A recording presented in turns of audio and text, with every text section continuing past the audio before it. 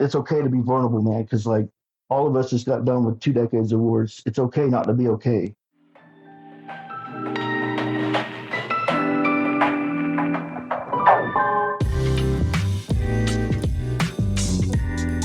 Welcome to the Future in Flight podcast. I'm your host, Sean Starker, coming to you from a hangar somewhere near the flight line, where the 100LL is cheap and the crew car always has gas.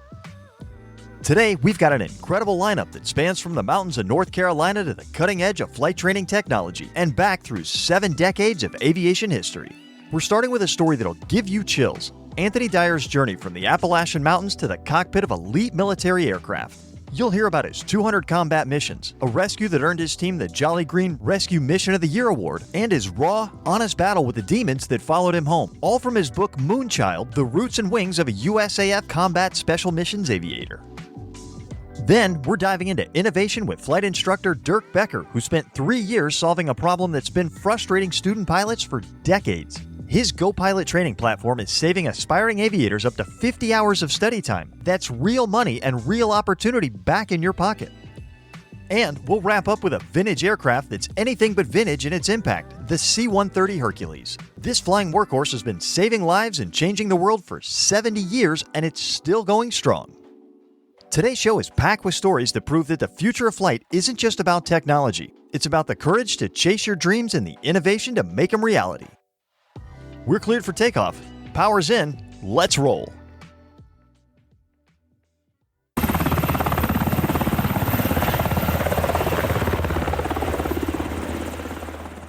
Today, we're diving into a story that's equal parts sky-high adventure and raw human truth. It's about a kid from the mountains of North Carolina who became a warrior in the clouds, faced his demons, and found the courage to share his story with the world. Picture this. You're 18 years old, standing in the shadow of the Appalachian Mountains. You weigh 160 pounds soaking wet, and you've got a choice to make. Stay in those familiar hills or spread your wings and see what you're really made of. That's exactly where Anthony Dyer found himself 2 decades ago. Today, he's a retired Air Force tech sergeant, an author, and someone who's lived through experiences most of us can only imagine.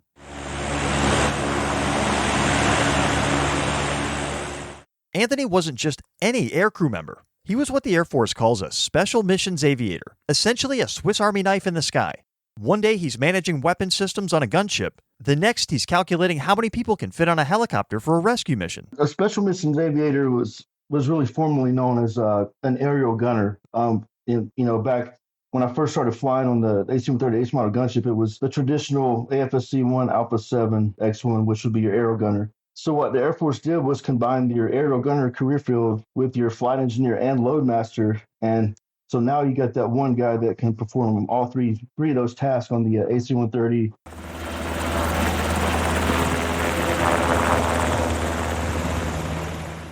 Over his career, Anthony logged more than 2,700 flight hours and flew over 200 combat missions. And there's one mission, June 8, 2018, that changed everything. It was a pretty nasty castovac, we ended up seeing the best side of combat search and rescue that day, meaning saving 5 guys, and then one Eagle, one American didn't make it back.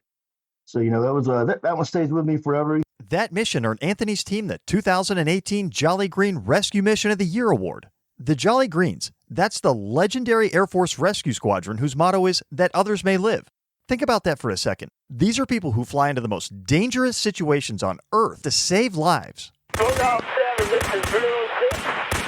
Stand by for coordinates. Copy. It's definitely a job you don't want to have to do, right? Because if you're working, that is, somebody's worst day or could be last day, right? But at the same time, if someone's number's called and their back's against the wall, those green feet are coming. But here's what makes Anthony's story so powerful for young people today. It's not just about the heroics. It's about what happened when he came home.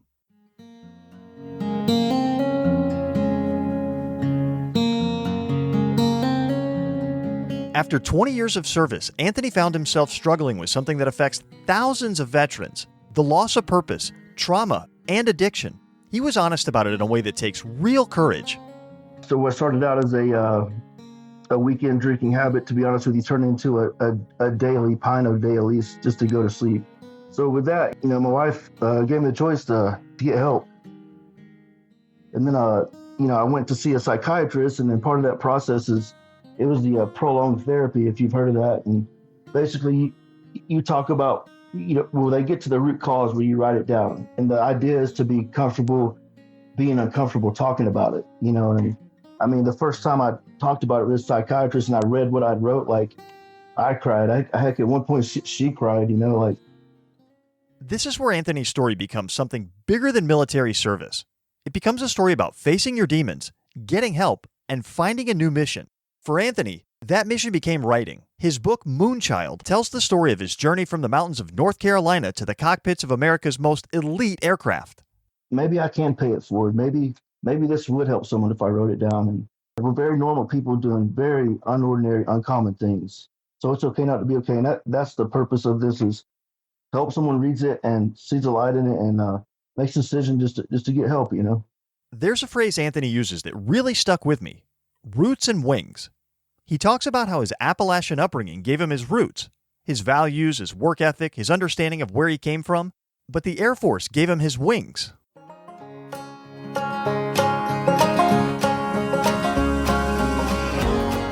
Yeah, so the roots is, growing up in Appalachia, I think it's important to know, where you come from, right? But like, I would come home on leave and like I was getting about seeing the same cracks in the road, right? And like I realized like I was doing nothing, there's nothing here for me, but this is what made me the man I am. But a lot of heritage there in Appalachia. But at the same time, I don't leave cracks. Like I said, I wanted to leave craters, and to leave craters, I knew I was gonna have to learn to walk or fly with giants, and so the Air Force gave me my wings. For young people thinking about their own futures, Anthony's message is clear. Embrace both your roots and your wings. Know where you come from, but don't be afraid to reach for something bigger. And here's something that might surprise you. Anthony's military experience directly shaped his current career. He now works in modeling and simulation, helping train the next generation of aircrew members using virtual reality and advanced simulators. The best part of my job now is I get to build the scenarios for let's say, for example, the AC-130 crews now, and some of my lessons learned, and the missions I've been on is to put them, all in virtual reality now in those flight simulators, and we're doing the mission, and it's pretty awesome to see. It's we use them every day just to train our our Western Air Commandos out here. And the best part of that job would be like, hey man, like that scenario was awesome. Like when I got downrange, that really helped me out. It's all about paying it forward, and I guess in this case, paying it backwards. To this new generation. Think about that. From flying real combat missions to creating virtual training scenarios, it's like going from being the character in a video game to designing the game itself. And for young people interested in aviation careers, this represents a whole new world of possibilities. But perhaps the most important lesson from Anthony's story is about leadership and purpose. When I asked him what he'd say to his 18-year-old self, his answer was different from what most people would expect. I'd ask, are you proud of the man that I've become, or at least I thought I'd become, right? Or did I disappoint my 18-year-old self, Did I do the things I want? Did I check my bucket list? It's not what you do in life that haunts you. It's what you don't do, right? Did I do everything that I deep down really wanted to do? I would ask myself that question.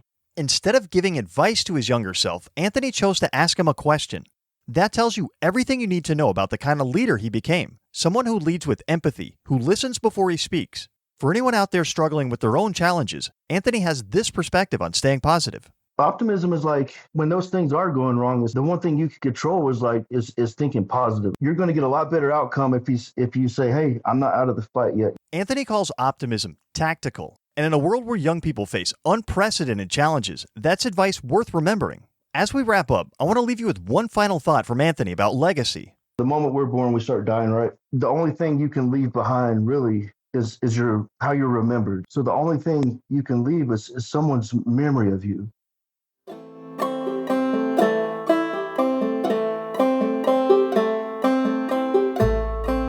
Anthony Dyer went from a 160-pound kid in the mountains of North Carolina to flying on some of the most elite aircraft in the world.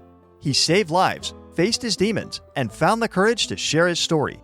His book Moonchild is available now, and it's a reminder that even our toughest warriors are human, and that seeking help isn't weakness, it's strength. Up next, we check out an incredible new product making flight instructors' lives much easier. And in our Vintage Aircraft Spotlight, we highlight the venerable C-130 Hercules. For over half a decade, family-owned and operated Greg Aviation has provided all the services to get you flying. From personalized flight training solutions to a dedicated sales team to help you find your ideal aircraft and devoted aircraft management and operations, Greg Aviation wants you to become part of the family. Whether you're looking to add a new certificate or rating or buying your first or 10th aircraft, our team is ready to help launch your dreams of flight. For more information, visit gregaviation.com. That's GREGGAVIATION.com.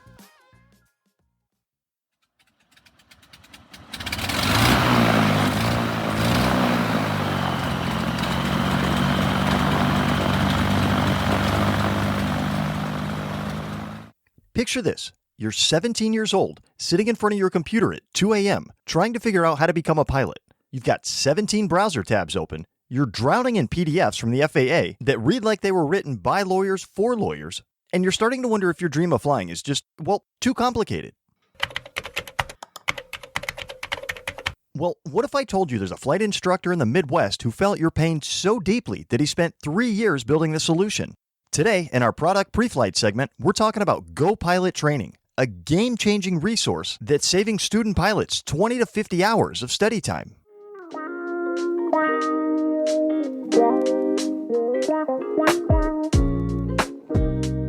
Let's start with a reality check. Learning to fly isn't just about mastering the controls, though that's the fun part. Before you can solo, you need to understand weather patterns, airspace regulations, aircraft systems, and about 1,000 other things that the Federal Aviation Administration has documented in, well, let's just say it's a lot of reading. Dirk Becker knows this struggle intimately. He's a certified flight instructor and the founder of GoPilot Training. When I talked to him recently, he painted a picture that probably sounds familiar to anyone who's tried to learn something technical online. For me, there's not a good place to find a whole lot of aviation resources, and I've just amassed PDFs and documents and checklists and all sorts of random things for the last 5-6 years, and realized that I had them all on my computer, but trying to find them, you have to find some random website and some random forum and know exactly what to search for on the FAA's website to be able to find all these useful resources for pilots. Imagine trying to learn calculus, but all the formulas are scattered across different websites, some are buried in government documents, and half the explanations assume you already have a PhD in math. That's what flight training felt like for Dirk's students.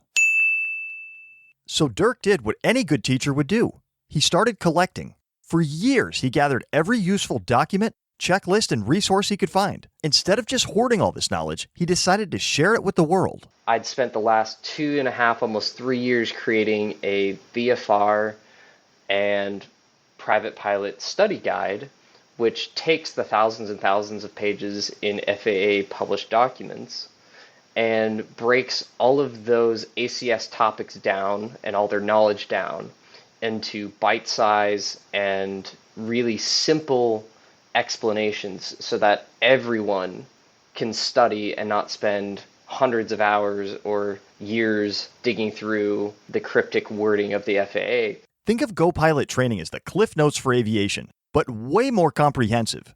Dirk took thousands of pages of technical jargon and transformed them into something that actually makes sense. And get this, if you want to dive deeper into any topic, his study guide links directly back to the official FAA materials. But here's what really sets this apart. Dirk didn't just write this in isolation. He developed it with real students, getting feedback on what worked and what didn't. He even had designated pilot examiners, those are the people who give check rides, review his materials. Students have found that they've saved anywhere from 20 to 50 plus hours, digging through things. They've all said, wow, that was so much easier. Like, you need to get these. My current students bring on another student or spread the word of mouth to their friends. They're like, oh, make sure that you get this. 20 to 50 hours. Let that sink in for a minute. If you're working hard to pay for flight training, that's potentially $500 to $1,250 worth of your time that you're not spending confused and frustrated. That's money you can put towards actual flight hours. But it's not just about the time savings. There's something deeper happening here. Dirk noticed that his students were starting to understand the why behind aviation concepts, not just memorizing facts for a test. The feedback I've gotten from most of my students is that, hey, I can actually understand what this is talking about, and I don't have to waste my time finding it in some obscure document or website. So for them, it's saved them time and made it easier, which was the goal. This is huge. Let's be honest. Nobody wants to spend hours deciphering government documents written in 1960s bureaucratic speak. You want clear, visual explanations that you can actually use.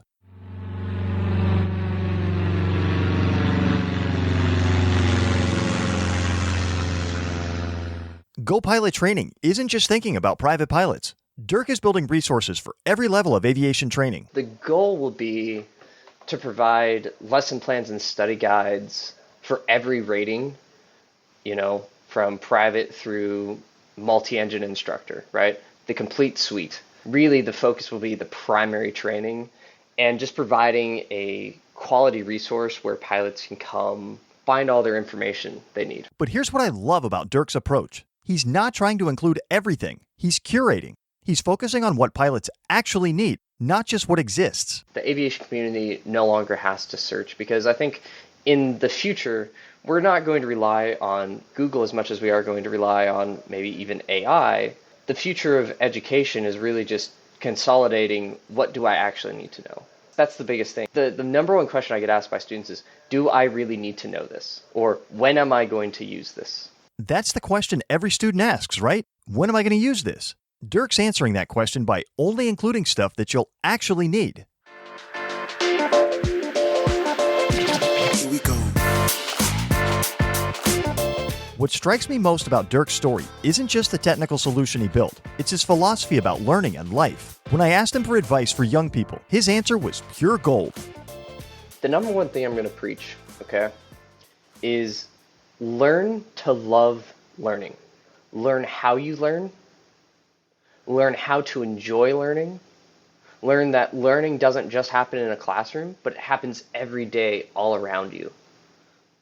If you can learn to love learning, you will never be bored, and you will always be able to make progress in life. This is a guy who taught himself to build websites, became a flight instructor, and created a business, all because he never stopped learning. He didn't box himself into one career path. For me, that was, I didn't pigeonhole myself into being a professional pilot for the airlines. I allowed opportunities to come at me, and I just tried them out to see what I enjoyed. And when something didn't fit, I cut it out. Think about that for a second. In a world where everyone's asking, what do you want to be when you grow up?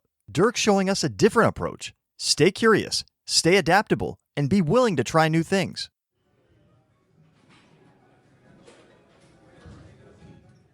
Having recently completed an Ironman race, I asked Dirk about fitness because, let's face it, pilots need to pass medical exams to keep flying. But his answer was about way more than just aviation.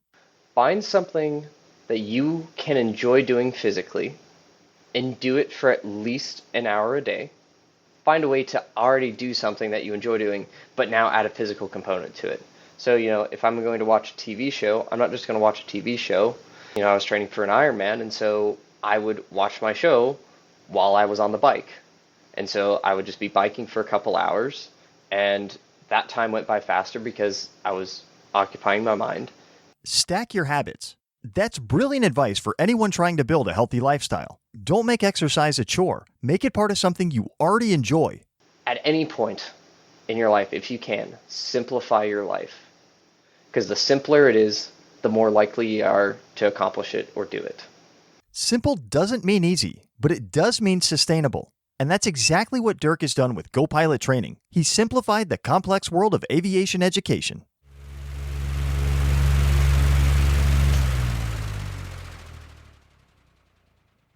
So here's what I want you to take away from Dirk's story. Whether you're interested in aviation or not, his approach to problem solving is universal. He saw a problem, spent years understanding it deeply, and built a solution that actually helps people.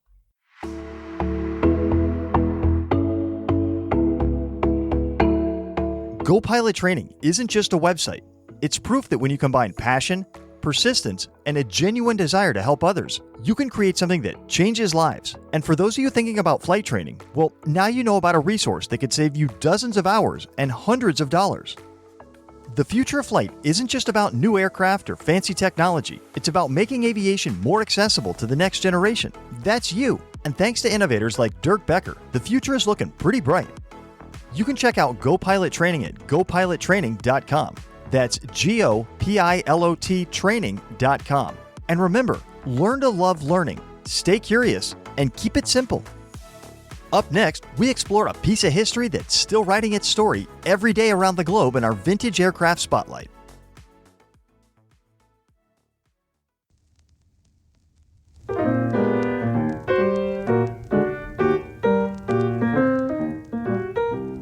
Welcome to the Vintage Aircraft Spotlight, where we dive into the incredible stories of aircraft that didn't just fly through history, they helped write it.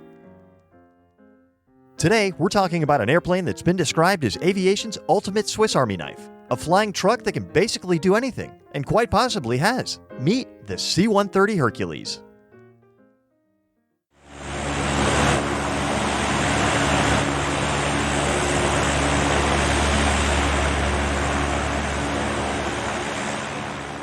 Now, some of you might be thinking, this thing looks like a flying school bus from the 1950s, and you're not wrong. But here's the thing. This flying school bus has been saving lives, delivering hope, projecting freedom, and literally keeping the world connected for over 70 years. And it's still going strong. Picture this. It's 1951, and America is knee-deep in the Korean War. The military realizes they need an aircraft that can haul troops and cargo into places that would make a regular airplane pilot break into a cold sweat. Short, rough dirt airstrips in the middle of nowhere. They needed something tough, reliable, and versatile. Enter Lockheed with their bold proposal, a 4-engine turboprop that could carry 92 passengers, land on a football field, and still have enough power to get back up in the sky. On August 23, 1954, the first C-130 took to the skies from Burbank, California.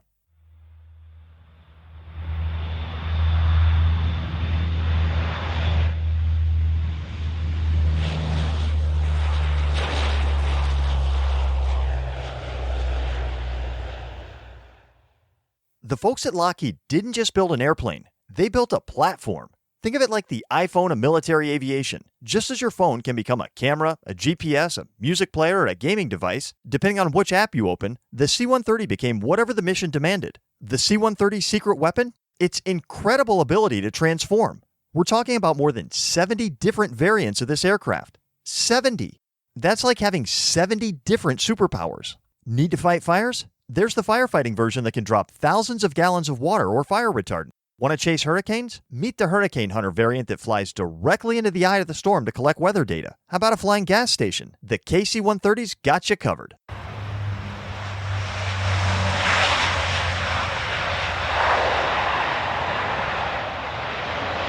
But wait, it gets crazier. There's a version with skis for landing on ice and snow in Antarctica. There's a gunship variant, the AC-130, that's basically a flying fortress. That was Anthony's ride. And a crowd favorite, Fat Albert, the C-130 that performs with the Blue Angels, showing off what this workhorse can do in the hands of skilled pilots. Let me tell you about some of the more incredible missions this aircraft has pulled off. In 1963, a C-130 actually landed on an aircraft carrier and then took off again. No tailhook, no catapult. Just pure pilot skill and the C-130's incredible short takeoff and landing capabilities. Or how about this? C-130s have been to both the North and South Poles, delivering supplies to research stations in some of the most hostile environments on Earth. And they've been involved in countless humanitarian aid missions.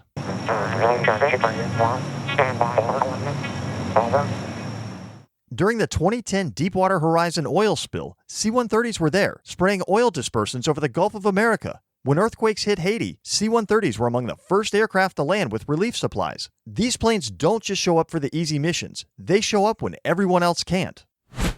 Now let's talk about longevity. The C-130 holds the record for the longest continuously produced military aircraft. We're talking 70 years of continuous production. Over 2,500 of these aircraft have been built, and they're operating in more than 70 countries around the world.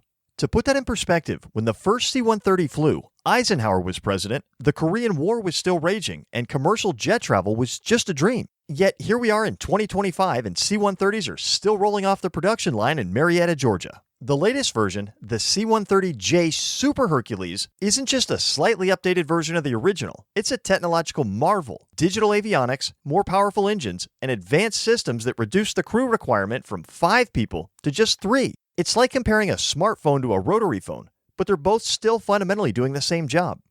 But here's what makes the C-130 really special. It's not just about the technology. It's about the people who fly it and the people it serves. I read about test pilot Gary Hogg, who logged over 10,000 flight hours in these aircraft. 10,000 hours. That's like spending an entire year of your life in the cockpit of a C-130. And think about all the lives this aircraft has touched. Every soldier who's been transported safely to or from a combat zone. Every disaster victim who's received aid dropped from a C-130. Every scientist in Antarctica who's gotten their supplies delivered. The C-130 has been there. Now you might be wondering, if this plane is so great, why do we need to talk about the future of flight? Won't the C-130 keep going forever? Well, here's the thing about great aircraft. They don't just survive, they evolve. The military is already working on the next generation of airlifters, something they're calling the C-X program, planned for the 2030s and 2040s. But even as they plan for the future, they're still upgrading the C-130.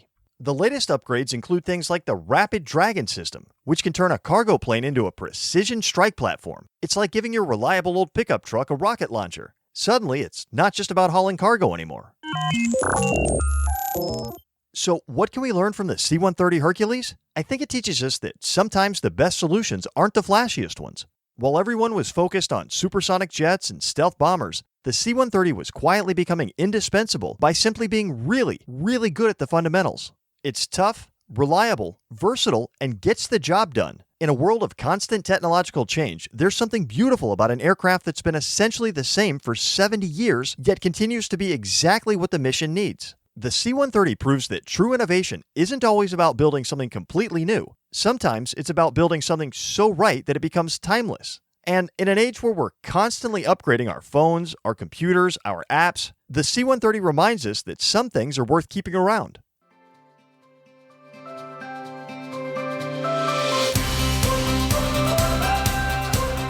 So the next time you see a C-130 flying overhead, remember, you're looking at aviation royalty. You're seeing an aircraft that has been there for every major event of the last 70 years and is still going strong.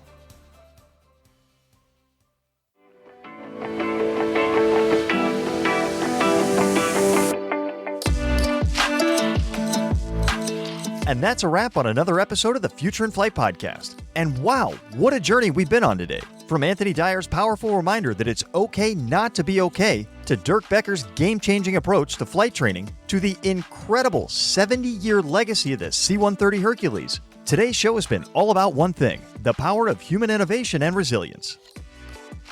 Anthony showed us that real strength comes from facing our challenges head-on and asking for help when we need it.